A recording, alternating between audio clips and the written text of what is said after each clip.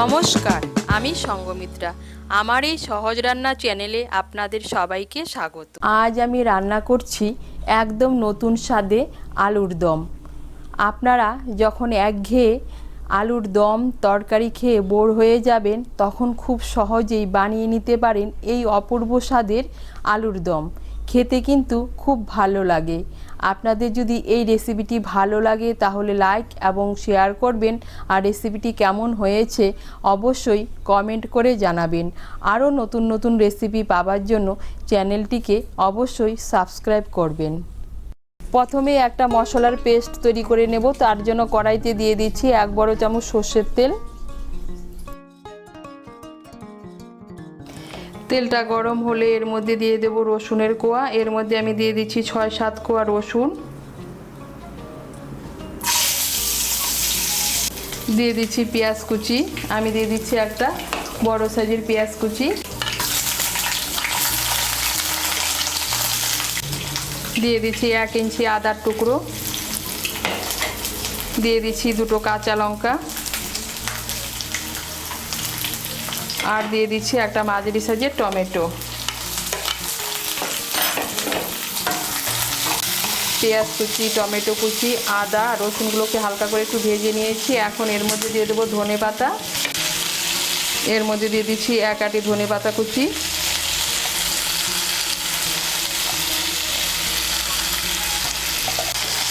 ধনে পাতা কুচিটাকে মিশিয়ে নেব।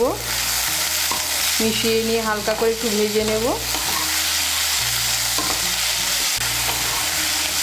এই দেখুন, ধনে পাতা কুচিটাকে মিশিয়ে নিয়ে একটু ভেজে নিয়েছি। এখন আমি মশলাগুলোকে নামিয়ে নেব। নামিয়ে নিয়ে ঠান্ডা করে একটা মিহি পেস্ট তৈরি করে নেব।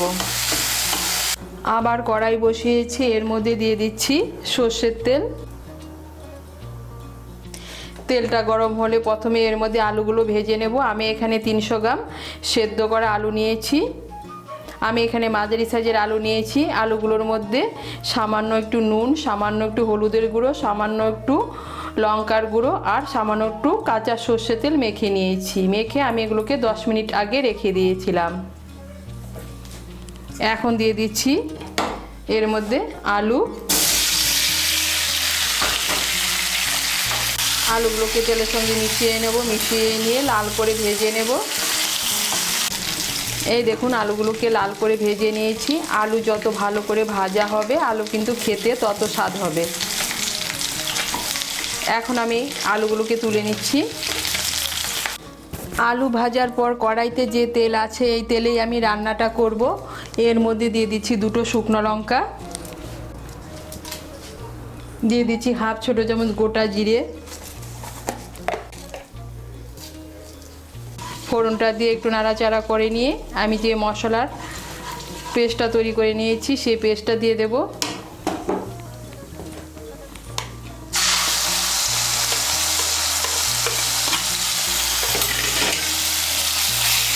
মিশিয়ে নেব ভালো করে। মিশিয়ে নিয়েছি। এর মধ্যে দিয়ে দেব হলুদ গুঁড়ো। এর মধ্যে দিয়ে দিচ্ছি 1/2 ছোট চামচ হলুদের গুঁড়ো। দিয়ে দিচ্ছি লঙ্কার গুঁড়ো। এর মধ্যে দিয়ে দিচ্ছি 1 ছোট চামচ লঙ্কার গুঁড়ো।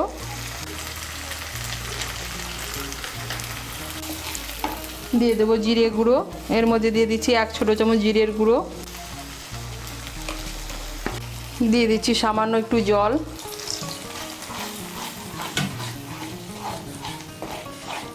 গুঁড়ো মশলাগুলোকে ভালো করে মিশিয়ে নেব।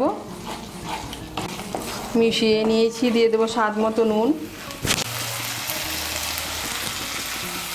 নুনটাকে মিশিয়ে নেব ভালো করে। মিশিয়ে নিয়ে মশলাটাকে একটু কষিয়ে নেব। মশলাটাকে একটু কষিয়ে নিয়েছি। এখন এর মধ্যে দিয়ে দেবো টক দই। এর মধ্যে আমি দিয়ে দিচ্ছি 1 বড় চামচ টক দই। টক দইটাকে ভালো করে ফেটিয়ে নিয়েছি। টক দইটাকে ভালো করে মিশিয়ে নেব। মিশিয়ে নিয়ে মশলাটাকে আর একটু কষিয়ে নেব। দইটাকে মিশিয়ে নিয়ে মশলাটাকে ভালো করে কষিয়ে নিয়েছি। মশলা থেকে তেল ছেড়ে দিয়েছে, তার মানে মশলাটা ভালো করে কষানো হয়ে গিয়েছে। এখন এর মধ্যে দিয়ে দেবো ভেজে রাখা আলু।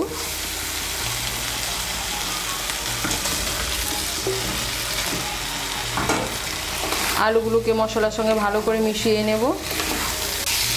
মিশিয়ে নিয়েছি, এর মধ্যে দিয়ে দেবো সামান্য একটু চিনি। চিনিটা অপশনাল, আপনারা যদি পছন্দ না করেন না দিলেও চলবে। চিনিটাকে মিশিয়ে নিয়ে আলুগুলোকে মশলার সঙ্গে আর একটু ভালো করে কষিয়ে নেব।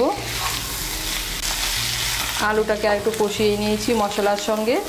এখন এর মধ্যে দিয়ে দেবো জল। আপনারা যেরকম ঝোল খাবেন সেই অনুযায়ী জল দেবেন, কিন্তু এই রান্নাটা একটু মাখো মাখো খেতেই ভালো লাগে।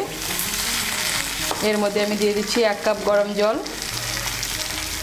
আমি মশলার বাটিটা ধুয়ে এর মধ্যে জলটা দিচ্ছি। গরম জলটাকে মিশিয়ে নেব। মিশিয়ে নিয়ে আঁচটাকে মিডিয়াম করে আমি 5-6 মিনিটের জন্য ঢেকে দেব। আঁচটাকে মিডিয়াম করে 5-6 মিনিটের জন্য ঢেকে দিয়েছিলাম। এখন এর মধ্যে দিয়ে দেবো গরম মশলার গুঁড়ো। এর মধ্যে দিয়ে দিচ্ছি 1/2 ছোটো চামচ গরম মশলার গুঁড়ো, আর দিয়ে দিচ্ছি 2টো পাকা কাঁচা লঙ্কা। গরম মশলার গুঁড়োটাকে ভালো করে মিশিয়ে নেব। মিশিয়ে নিয়েছি। এখন এর মধ্যে দিয়ে দেবো আর অল্প ধনেপাতা কুচি।